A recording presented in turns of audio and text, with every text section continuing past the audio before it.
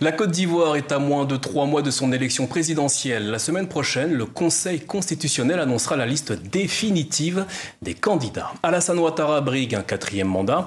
Comment le pouvoir justifie-t-il cette nouvelle candidature? Quels sont les éléments du président en sa faveur?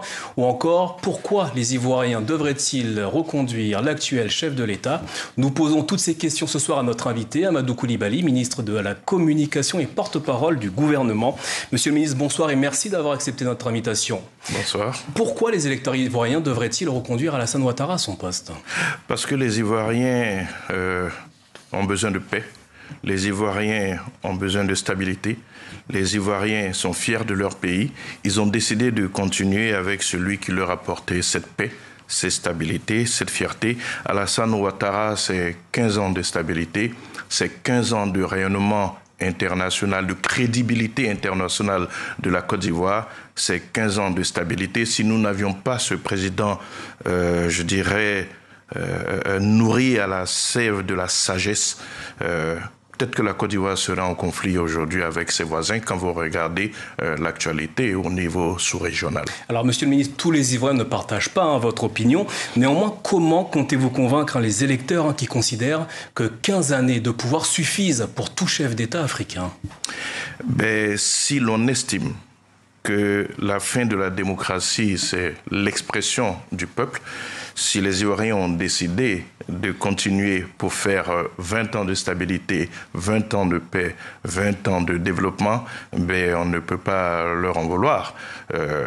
Tout va se jouer au niveau donc des urnes.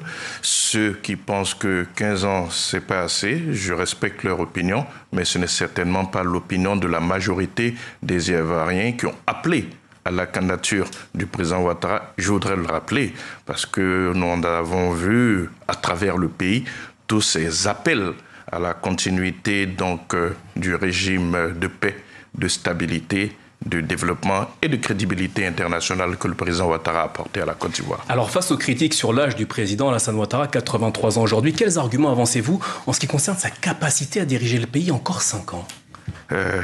Déjà, ce qu'il faut savoir, c'est que ce qui est important dans la gestion d'un pays, c'est l'expérience. Au regard des enjeux sous-régionaux, l'expérience est importante. Nous ne pouvons pas aller à l'aventure avec quelqu'un qui n'a pas la sagesse et l'expérience du président Ouattara. Donc, contrairement à ce qu'il pense, nous croyons, et ça, c'est l'Afrique qui le dit, que l'âge est aussi très souvent synonyme de sagesse et d'expérience.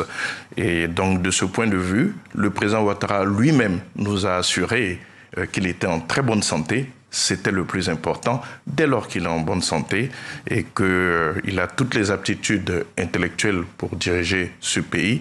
Nous pensons qu'il doit continuer. C'est pour cela que nous l'avons appelé à continuer à gérer le pays. Alors, lors de sa déclaration de candidature fin juillet, le président ivoirien a évoqué des défis sans précédent à relever. Quels sont-ils concrètement et pourquoi nécessite-t-il sa continuité? Déjà, il y a l'enjeu sécuritaire sous-régional. C'est très important au regard donc des défis qui guettent donc la sous-région, avec notamment la menace terroriste. Il y a également des enjeux monétaires.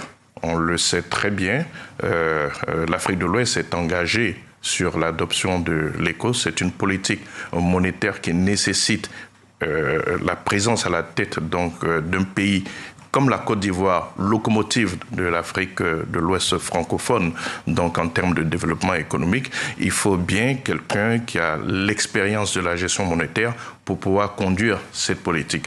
Au-delà, il y a tous les enjeux économiques aussi, et puis les enjeux de cohésion sociale et de paix pour ce qui concerne la Côte d'Ivoire de façon spécifique, mais également toute la sous-région. Je parlais tout à l'heure, donc je dirais de quelques politiques belliqueuses au niveau donc de la sous-région, mais il faut bien quelqu'un qui a la sagesse nécessaire pour pouvoir donc constituer un rempart face à toutes ces intentions belliqueuses. Alors je le disais, la liste définitive des candidats sera connue au plus tard mercredi prochain. Concrètement, dans le domaine économique, considérez-vous qu'Alassane Ouattara est parvenu, après 15 ans de pouvoir, à changer la vie d'une majorité d'Ivoiriens? Totalement. Déjà, rien qu'au niveau de la réduction de la pauvreté, nous sommes partis d'un taux de pauvreté d'environ 55% qui aujourd'hui a été baissé à 37% avec comme objectif de le ramener à 20% à l'orée donc de 2030. Il faut aussi noter donc un revenu par tête d'habitant qui a été doublé, passant donc d'environ 800 000 à 1 600 000 francs CFA, donc pratiquement 3 000 $ US.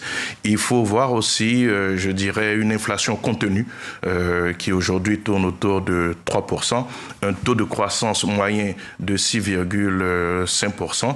Donc, c'est vrai qu'on dirait que tout ça, c'est des chiffres, mais ça se traduit par l'existence d'une véritable classe moyenne dans notre pays. Et cela se voit au niveau de la consommation avec justement toutes ces enseignes qui sont présentes dans notre pays, avec toutes ces grandes surfaces qui apparaissent de plus en plus dans notre pays parce que nous sommes un pays crédible économiquement. Alors, je le disais tout à l'heure, tous les Ivoiriens ne sont pas unanimes en ce qui concerne cette nouvelle candidature du président Ouattara. Certains estiment même que l'exclusion de Laurent Gbagbo et Tidiane Thiam, ses deux opposants, vide cette élection de son sens démocratique. Que leur répondez-vous ce soir ? La Côte d'Ivoire est un État de droit. L'état de droit suppose le respect des textes. Là, nous avons donc un cas de personnel politique qui n'ont pas la stature d'homme d'État. Je me souviens qu'en 1995, lorsqu'il a été introduit dans le code électoral la notion de la résidence, la clause de la résidence qui exigeait de séjourner 5 ans avant l'élection dans son pays, le président Ouattara a estimé que ce texte lui empêchait d'être candidat. Il n'a pas fait acte de candidature. Quand on est habitué au passe-droit, quand on est habitué à prendre donc les courtes échelles, on peut penser qu'on peut impunément violer les textes de son pays. Nous sommes un pays qui veut faire respecter et appliquer ces textes. Donc, de ce point de vue, nous invitons ces personnes donc à respecter l'état de droit qu'est la Côte d'Ivoire. Toujours en ce qui concerne l'opposition, certains opposants ivoiriens estiment et dénoncent une forme de fatigue démocratique en Côte d'Ivoire. En tant que ministre de la Communication et porte-parole du gouvernement, est-ce que vous percevez cette fatigue au sein de l'opinion ivoirienne ? Du tout, rien qu'à voir l'enthousiasme qui accompagne, je dirais, cette élection. Je voudrais rappeler que nous avons une 60aine de candidats. Ça montre bien l'ouverture de cette élection, même si évidemment certains candidats ont déposé leur candidature en sachant qu'ils ne remplissaient pas les conditions. Ils savent pourquoi, mais ce que nous savons, c'est qu'il y a un engouement. Il y a un engouement au niveau des populations, un engouement au niveau des électeurs, mais surtout de cette population qui a envie de continuer sa marche vers la paix, vers le développement. Enfin, Monsieur le ministre, la Côte d'Ivoire s'est engagée avec le Stade français Paris, le club de rugby du top 14 dans le championnat de France. Un sublime Côte d'Ivoire, c'est le message qui apparaîtra sur les maillots de match. En quoi sponsoriser un club parisien français sert-il les intérêts de la Côte d'Ivoire ? Déjà, il faut savoir ce que représente le rugby. Donc, en Occident, donc il ne s'agit pas que de la France, il s'agit à partir de la France, donc je dirais de vendre la Côte d'Ivoire dans toute l'Europe.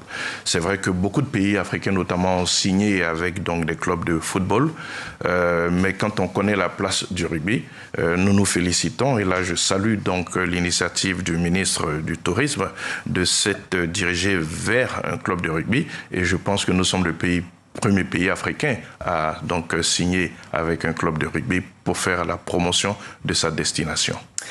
Amadou Coulibaly, Monsieur le ministre, merci infiniment d'avoir répondu à nos questions ce soir, à une semaine, quelques jours maintenant, de la publication de la liste définitive des candidats pour la présidentielle en Côte d'Ivoire. Merci infiniment.